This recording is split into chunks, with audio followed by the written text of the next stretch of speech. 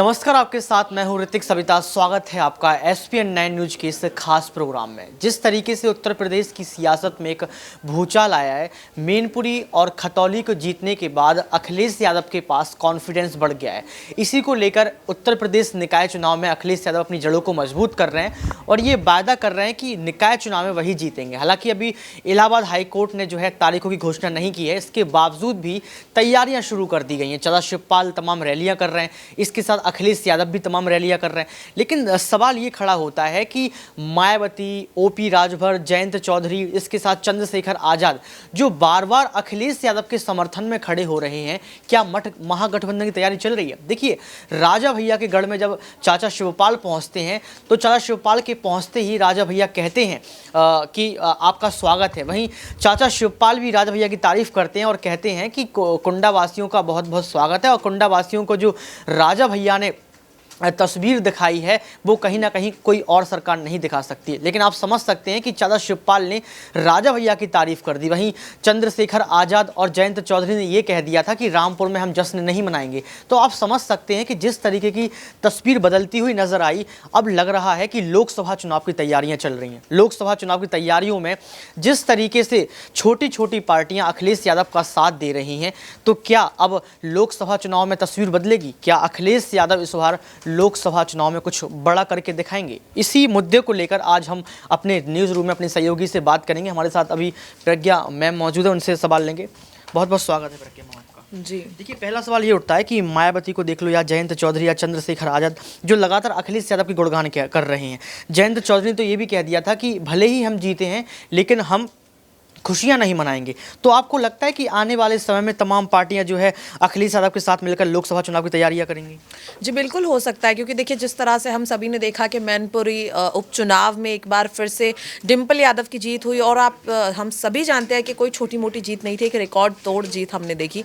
तो कहीं ना कहीं मायावती हो या फिर जयंत चौधरी, सभी समझ रहे हैं कि इस वक्त समाजवादी पार्टी के साथ अगर वो जुड़ते हैं तो कहीं ना कहीं एक मजबूत विपक्ष आने वाले चुनाव में बीजेपी के सामने खड़ा हुआ दिखाई देगा। वरना तो अगर नहीं अभी भी एक हुए तो वही वाला हाल होगा जैसे कि आजमगढ़ और रामपुर के उपचुनाव में हमने देखा कि समाजवादी पार्टी का गढ़ कहे जाते थी दोनों सीटें, लेकिन कैसी हार मिली हम सभी ने देखा। तो कहीं ना कहीं ये चीज़ मायावती समझ रही है। हालांकि जिस तरह के रिश्ते अब तक मायावती और अखिलेश यादव के रहे हैं, बुआ भतीजे उन्हें कहा जाता है, लेकिन फिर भी कभी एक साथ होने की उनकी कल्पना नहीं की गई। लेकिन ये राजनीति है और राजनीतिक फायदे के लिए कब कौन थाली के बैगन की तरह इधर लौट कर चला जाए कुछ नहीं कहा जा सकता। तो अगर मायावती का फायदा इसमें होता है तो बिल्कुल वो अखिलेश यादव के साथ जाना चाहेंगी। हालांकि अभी तक ऐसा देखकर लग नहीं रहा है कि हो सकते हैं। बड़ा सवाल खड़ा कर दिया कि राजनीतिक फायदे के लिए कहीं ना कहीं जो है तमाम पार्टियां यहाँ वहाँ लुढ़क जाती हैं। हो सकता है कि मायावती आने वाले समय में अखिलेश यादव का साथ दे दें। देखिए, हमारे साथ यहाँ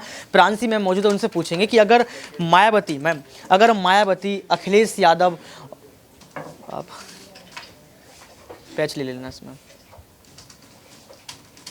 देखिए, अभी हमारे साथ प्रांसी मैम मौजूद है, उनसे एक सवाल लेंगे कि जिस तरीके से यहाँ पर प्रज्ञा मैम ने बताया कि एक थाली के बैगन की तरह हैं, लुढ़क सकते हैं राजनीतिक फायदे के लिए, तो आपको लगता है कि मायावती जो है अखिलेश यादव के साथ आएंगी?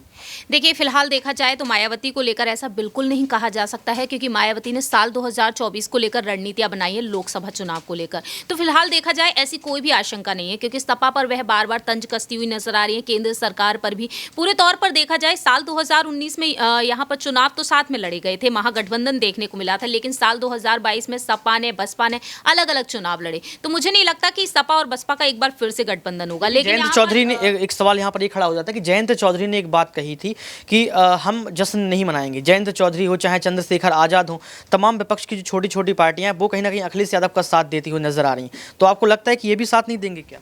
देखिए, फिलहाल देखा जाए जितनी भी पार्टियां यहाँ पर जश्न में डूबी हुई नजर आ रही हैं, और जयंत चौधरी के बयान से हटकर अगर OP राजभर के बयान पर गौर किया जाए तो उनका यही मानना है कि कहीं ना कहीं गठबंधन एक बार फिर से होना चाहिए। लेकिन OP राजभर ने तो ये तक कह दिया है कि आगे चलकर बीजेपी में सपा विलय हो जाएगी और शिवपाल यादव ही ये काम करेंगे। तो इस तरह से देखा जाए कयास के आधार पर अगर देखेंगे ऋतिक, तो यहाँ पर आपको काफ़ी चीज़ें नजर आएंगी, लेकिन वक्त के साथ साथ क्या हो रहा है ये भी आप जानते हैं। तो फिलहाल देखा जाए समाजवादी पार्टी मुझे लगता है कि आगे जो तमाम छोटे छोटे दल हैं उनको एक साथ लेकर चलने वाली है। लेकिन मायावती के लिए सबसे बड़ा सवाल यहाँ पर यही खड़ा होता है कि विपक्ष ने जो दावा किया है कि केंद्र से बीजेपी को हटाना है, तो कैसे भी करके यहाँ पर पूरे ही विपक्ष को एकजुट होना पड़ेगा। तो वहां पर सवाल खड़ा होता है कि क्या मायावती वहां पर सभी के साथ खड़ी होंगी या फिर साल 2024 में अकेली ही चलती हुई नजर आएंगी। ये बड़ा सवाल है। देखिए यहाँ पर ओपी राजभर का नाम लिया गया है और ओपी राजभर ने कल ही एक लेटेस्ट बयान दिया है कि एसबीएसपी और बीजेपी दोनों के दिल एक हैं, पार्टियां अलग अलग हैं। देखिए जिस तरीके से ओपी राजभर कभी बीजेपी की तारीफ कर देते हैं और कभी अखिलेश यादव के लिए बोल देते हैं कि अखिलेश यादव ने तो हमें मारने की कोशिश की।